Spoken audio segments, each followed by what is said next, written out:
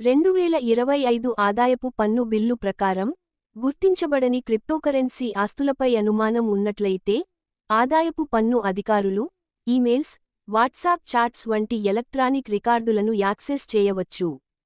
1961 ఆదాయపు పన్ను చట్టాన్ని భర్తీ చేయడానికి రూపొందించిన ఈ బిల్లు, ప్రస్తుతం ఉన్న శోధన మరియు స్వాధీనం, సెర్చ్ అండ్ సీజర్, నిబంధనలను డిజిటల్ రంగానికి విస్తరించుతూ, వ్యక్తి తన ఆదాయాన్ని దాచిపెట్టినట్లు అనుమానం ఉన్నప్పుడు వర్చువల్ ఆస్తులను పరిశీలించేందుకు అధికారులను అనుమతిస్తుంది.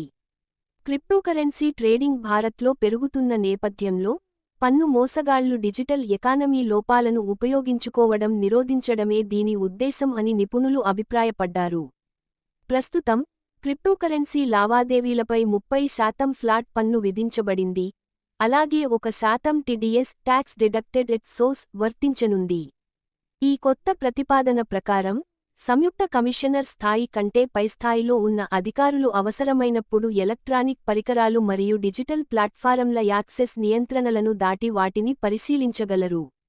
దీనిలో క్లౌడ్ స్టోరేజ్, గూఢ చాటింగ్ ప్లాట్ఫారమ్లు మరియు డిజిటల్ ఆస్తి ఎక్స్చేంజ్లు కూడా ఉన్నాయి, వీటి ద్వారా పన్ను ఎగవేతకు సంబంధించిన ఆధారాలను సేకరించవచ్చు. సాంకేతిక అభివృద్ధికి అనుగుణంగా పన్ను విధించే అధికారాలను మెరుగుపరిచే ఈ బిల్లు, వర్చువల్ డిజిటల్ ఆస్తులు, క్రిప్టోకరెన్సీ వంటి, పన్ను అధికారుల పరిధికి దూరంగా ఉండకుండా చూస్తుందని పన్ను నిపుణుడు అజయ్ రట్టి తెలిపారు. ఇది కొత్త అధికారాలను ఇవ్వడం కాదని, ఇప్పటికీ ఉన్న నిబంధనలను మరింత స్పష్టతతో అందజేయడమేనని నిపుణులు స్పష్టం చేశారు. ప్రస్తుత చట్టం ప్రకారం, శోధన మరియు స్వాధీనం సమయంలో పన్ను అధికారులు ఎలక్ట్రానిక్ రికార్డులను పరిశీలించేందుకు అనుమతించబడ్డారు. కొత్త బిల్లు ఈ అధికారాన్ని వర్చువల్ డిజిటల్ స్పేస్కు విస్తరించింది, అని CA, chartered accountant, Hemant R అన్నారు. బిల్లు యొక్క సెక్షన్ 247 ప్రకారం, అధికృత అధికారులు కంప్యూటర్ వ్యవస్థ లేదా వర్చువల్ డిజిటల్ స్పేస్ యాక్సెస్ కోడ్ను ఓవరరైడ్ చేసి ప్రాప్యత పొందే అధికారం కలిగి ఉంటారు. అయితే, ఇది ఇప్పటికీ ఉన్న సెక్షన్ 132 నిబంధనల సరళీకరణ మాత్రమేనని నిపుణులు అంటున్నారు. ప్రస్తుతం ఆదాయపు పన్ను చట్టంలోని సెక్షన్ 132 ప్రకారం, శోధన మరియు స్వాధీనం సమయంలో, అధికారులు ఎలక్ట్రానిక్ రూపంలో ఉన్న పత్రాలను పరిశీలించి స్వాధీనం చేసుకోవచ్చు.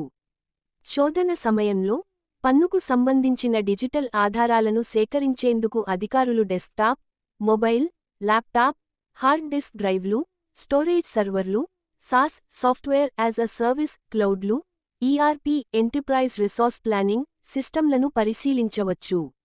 అలాగే, ఈమెయిల్స్, వాట్సాప్, టెలిగ్రామ్ వంటి కమ్యూనికేషన్ ప్లాట్ఫారమ్లతో పాటు క్రిప్టోకరెన్సీ వంటి వర్చువల్ డిజిటల్ ఆస్తులను కూడా పరిశీలించవచ్చు.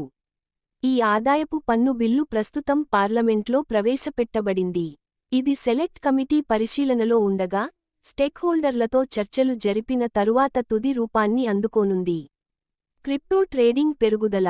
రాయిటర్స్ నివేదిక ప్రకారం, భారత్లో క్రిప్టోకరెన్సీ ట్రేడింగ్ విపరీతంగా పెరుగుతోంది, ముఖ్యంగా చిన్న పట్టణాల్లో. దేశంలోని 4 ప్రధాన ఎక్స్చేంజ్లలో బిట్కాయిన్, ఎథీరియం, డోజ్కాయిన్ వంటి క్రిప్టోల ట్రేడింగ్ వాల్యూమ్ 2023 డిసెంబర్ త్రైమాసికంలో రెండింతలు పెరిగి $1.9 కోట్ల చేరుకుంది.